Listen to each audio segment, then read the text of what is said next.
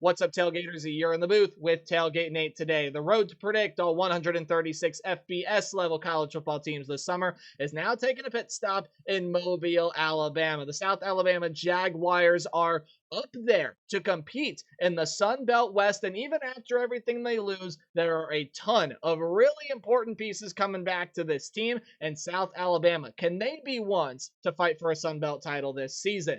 My name is Nate Pope, otherwise known as Tailgate Nate. Thank you all so much for clicking on the video and for helping to support the channel. If you want to support it even further, go down below, hit that subscribe button, and while you're at it, you might as well ring the bell, because turning on notifications ensures that you don't miss an upload during prediction season, and especially not one for your favorite team. Now, I am a sports media graduate delving into the professional world of the industry, so if you would like to see all the cool stuff I get to do while still being up to date on everything that goes on this very YouTube channel, give me a follow on Twitter, Instagram, it's at TailgateNate29, and please feel free to even email me, tailgatenate29@gmail.com. I want to thank you all so much for supporting and interacting with me and the channel in whatever way you may be doing so in any way possible. Just thank you all so much, and with all that said and done and out of the way, let's talk about the South Alabama Jaguars and Major Applewhite, their head coach again this upcoming season. Of course, the successor to Kane Womack, and now I think is really going to start building this team forward. 6-6 last year. Okay, not bad, not bad.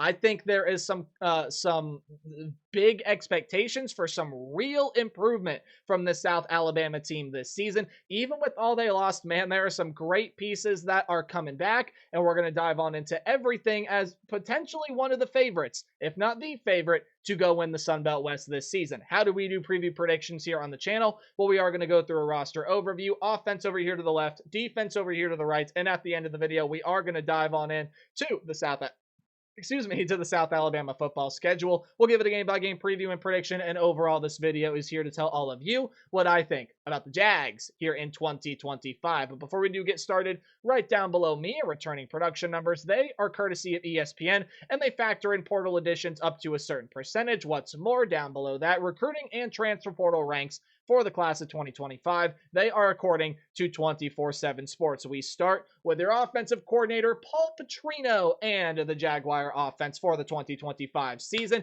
And they will be needing a new quarterback this season because Gio Lopez, after being a star, a legend with this program, has now decided to join Bill Belichick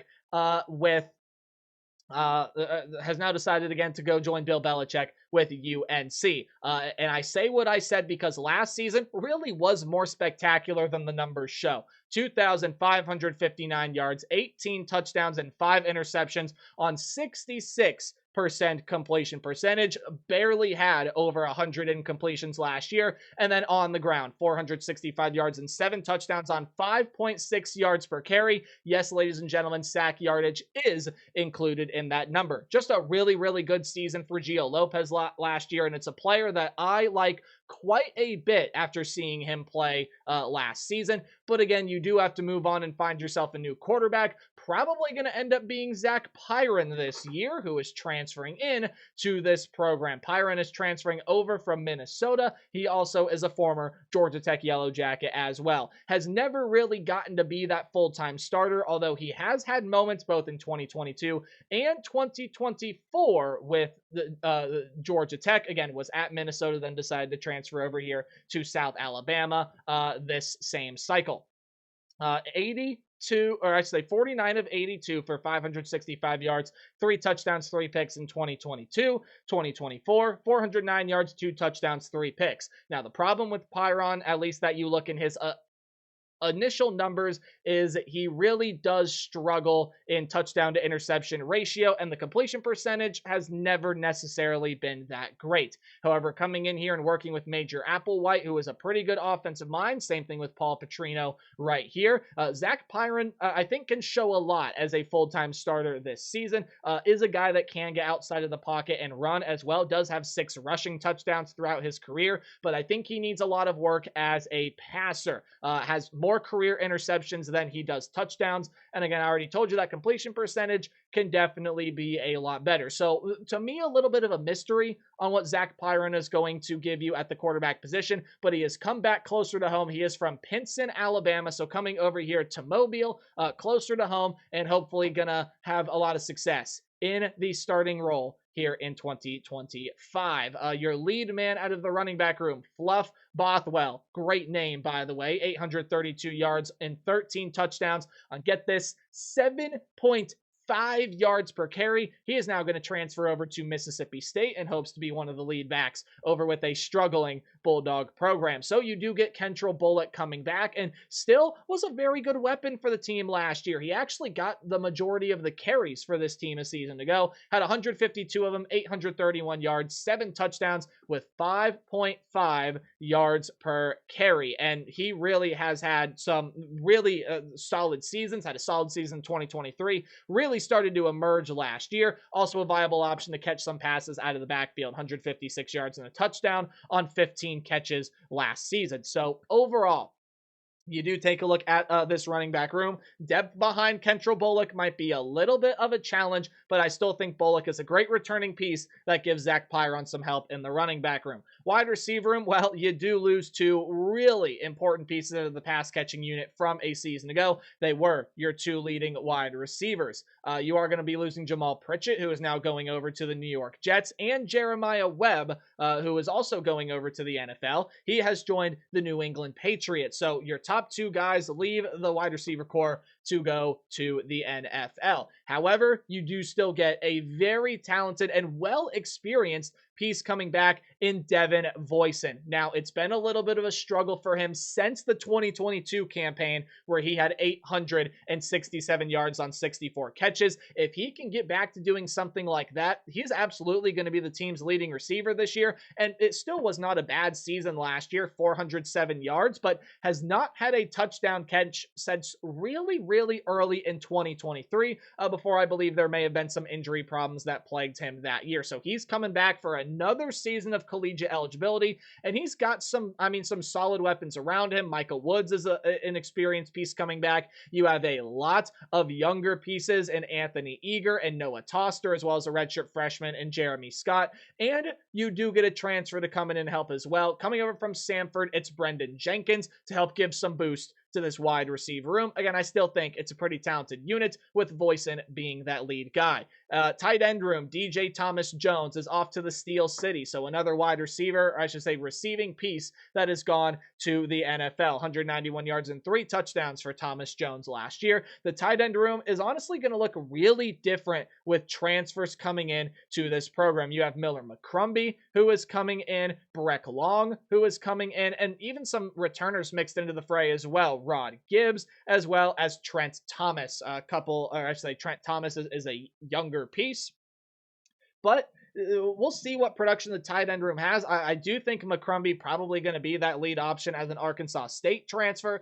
Has had some, pretty okay levels of production in the past, and we'll see what the tight end room utilizes this season. As far as your offensive line room, there are transfers in and out of what overall you pair returners with transfers. It's going to be a younger offensive line unit that can see probably some improvement in some facets from last season, even though they didn't only allow 17 sacks last year. But I say that because a lot of the younger guys are going to have to step up, maybe even be thrust in to some starting roles, especially Asher Hale, true sophomore left guard. But you do get some portal pieces coming in. Amari Wiggins is a guy that does enter through the transfer portal, and there are some other names in there as well.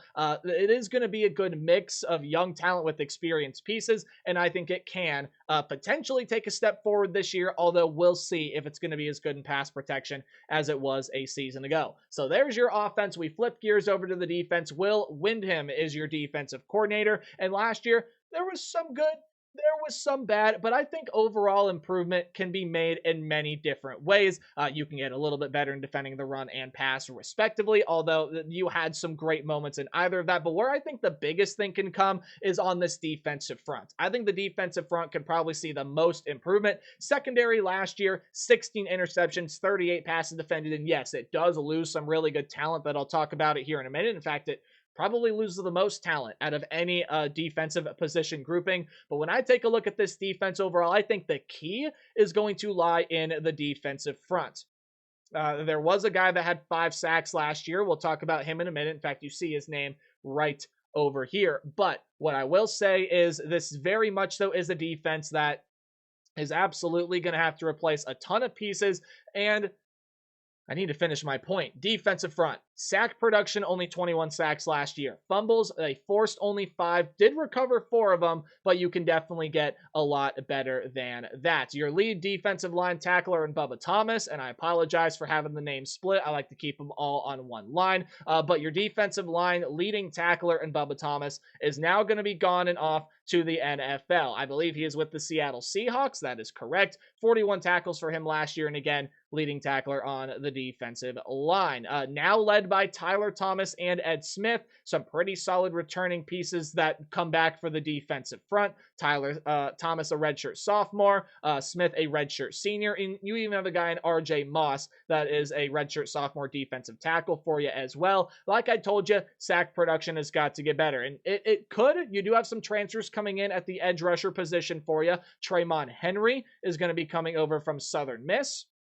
And then you're also going to be getting another transfer to sit behind him, and Tyrell Johnson, who is over from Harding. That's a Division II school in Arkansas. So you do get some nice pieces coming in there, as Johnson was really, really good with one of the better Division II football programs in the country in Harding. You take a look at your linebacker room. Here's where the sack leader comes in. Probably saw his name already.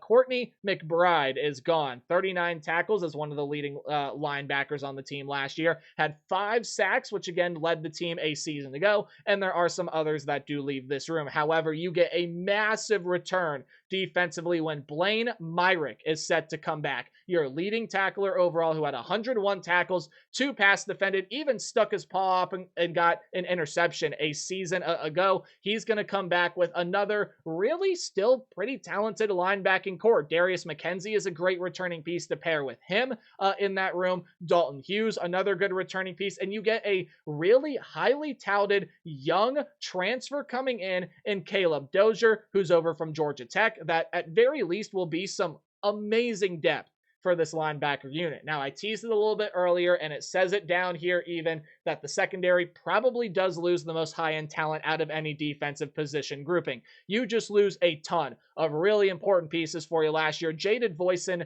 being one of them. Jaden Voisin was huge for this team a season ago. 84 tackles, 5 passes defended, 5 interceptions for the team last season. Just a really, really talented piece. And again, a ton of other guys are gone. Jordan Scruggs, yep, he exits the program. Marion Fortenberry is transferring over to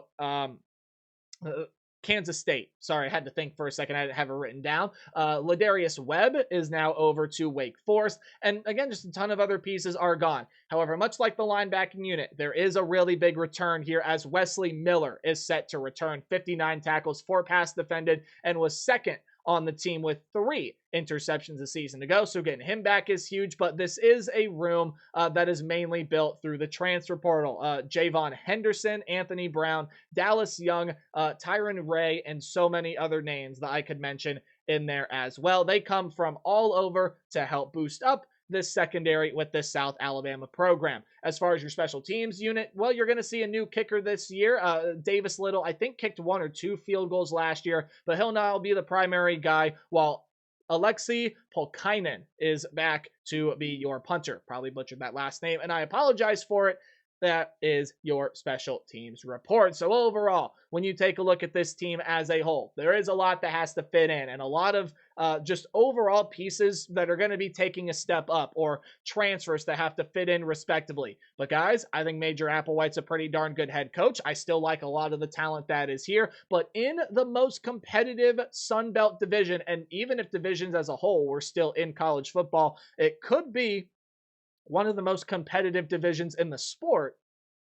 is this a South Alabama team that can navigate this schedule en route to a Sun Belt Conference Championship appearance? That is what we are here to discuss today. But before we dive on into the schedule, you look down below me at these odds courtesy of FanDuel. They do just provide some context to how good the odds makers think the South Alabama is going to be this year. Not me telling you to go place your money, because you should do what you want with the money that you do earn. However, when you take a look at it, plus 650 odds to win the conference, that's actually right now, as of recording this video, according to FanDuel, the second best odds, only behind that of James Madison, who you'll notice South Alabama is not in that division, but they avoid the cross-divisional matchup with James Madison, which is a massive, massive boost to them. In fact, the two cross-divisional games that you do play, you could argue are going to be some of the lesser teams in that division. We'll talk about that when we get there. Plus, 2,500 to get into the playoffs. Okay, really not that long. Shows you if everything goes right, they pass some teams, they run through this schedule. They can definitely get in there. 6.5 as that over-under win total. Even with all the changes and everything, still expected to be a pretty solid team, the odds makers think. They should be able to win their first game no problem against Morgan State.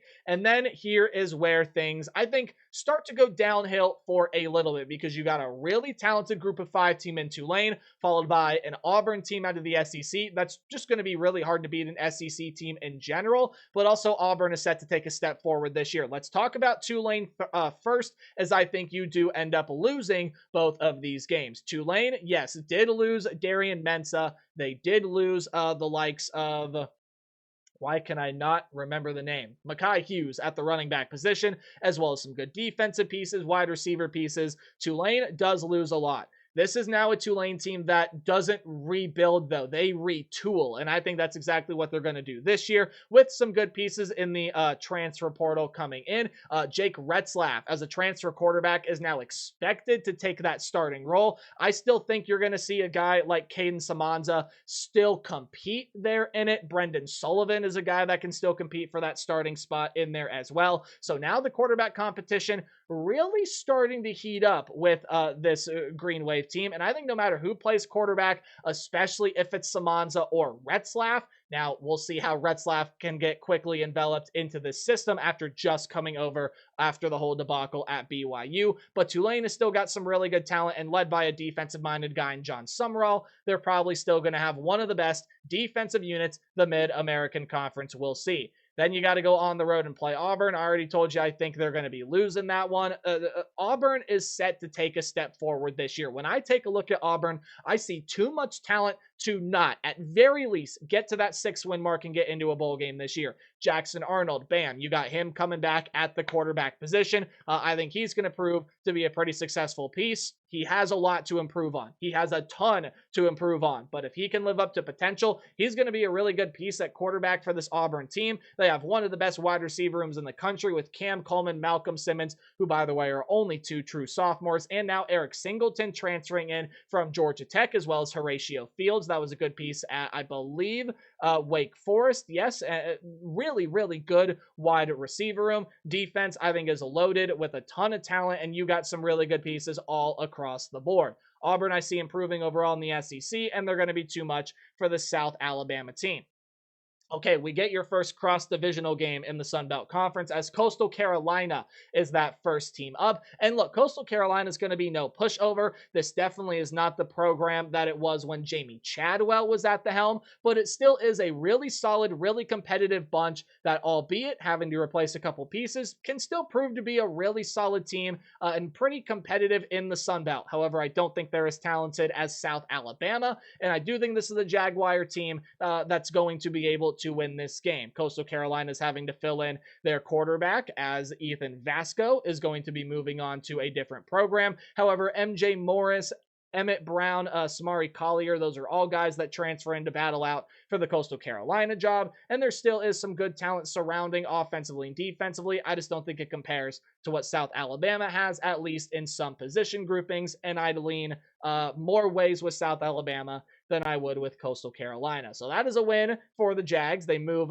back into 500 at 2-2, and I think they get above it here with a win against North Texas. Now, this one to me probably one of the more interesting under the radar group of 5 versus group of 5 games this season, because I do overall like this North Texas team. Maybe not as much as I liked them last year, because now you're not going to have Chandler Morris at the quarterback position. Reese Poffenbarger is a guy that's going to be transferring in from Miami, but I don't really know if he is going to necessarily be the type of passer that Chandler Morris was, and you lose a ton out of the wide receiver room, even though Simeon Evans is going to be transferring in. Running back room has some questions, but a lot of really good young talent. Defense is overhauled through the portal. I got a feeling North Texas is going to be a sneaky little team out of the American this season, and I really like their head coach in Eric Morris. I like the way that he runs the show, but this North Texas team, I think we'll see their struggles against teams that can potentially match what they want to do offensively. I think this is a good matchup for South Alabama. I do think they get that one done and they win on the road. However, back-to-back leg of a road stretch, and even though Troy, I don't think overall is going to be that great of a football team this season, Group of 5 is a lot more unpredictable than the Power 4 level, at least in terms of, what teams are going to be and how teams play on a game-to-game basis. There are games where you can see Group of 5 teams just not necessarily play that well for the most part, and I think this is going to be one here where I'm kind of going to make a call. I just don't think South Alabama plays this game well. I don't think they prepare for Troy well, because even though Troy only went 4-8 last year under Gerard Parker, I think this is still a difficult team to prepare for, especially defensively. And you take a look, even with transfer portal pieces coming in, this could be the most experienced defense in the Sun Belt Conference. At least it's going to be one of them. And I do like Goose Crowder at the quarterback position with some good wide receiver pieces portaling in. I do really like what Troy has got.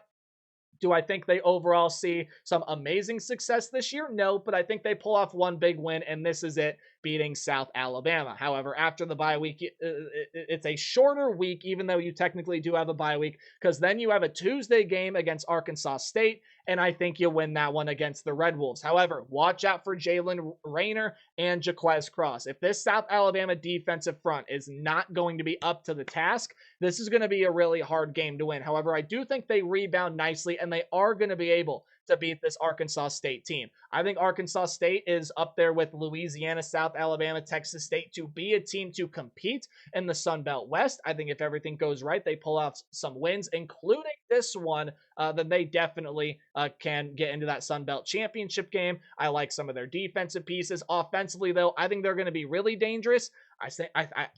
I think South Alabama has got what it takes to be able to slow them down. And again, these short weeks, man, I'll side with the home side more often than not. So to me, that's a win against South Alabama, although I wouldn't necessarily be surprised for Arkansas State to win, as I think that that's a game where Arkansas State can have some matchup advantages depending on how much the defensive line comes across. Here's your other cross-divisional game, and I just don't think Georgia State is going to be that good this year. So we'll move on quickly from that one. Louisiana. I think you get this one at home too. Now, chances are you probably more likely lose one of the two against Arkansas State and Louisiana, but the way that I had everything working out, I got you winning this one against the Ragin' Cajuns. A team that absolutely can make it back into the Sun Belt Championship game with some really good returning running back pieces. Walker Howard coming into play quarterback, and defensively, I mean, you do get a lot of really nice talent coming back, and Louisiana can absolutely take a massive leap this season. Even though they already had a great record last year, were great in conference, they still might very well be the front runner in this division. I think they may fall off a little bit, even though there can be some improvement expected in a couple of ranks. And I do think Louisiana can struggle with some of these road games against interdivisional opponents. On top of having some extra time to prepare for it, that's a win for the Jags. I think you win your next two games pretty easily. After that, I think you are going to be able to beat Louisiana Monroe as a team that I think definitely can see some improvement this year, but it's not going to be to the level of South Alabama.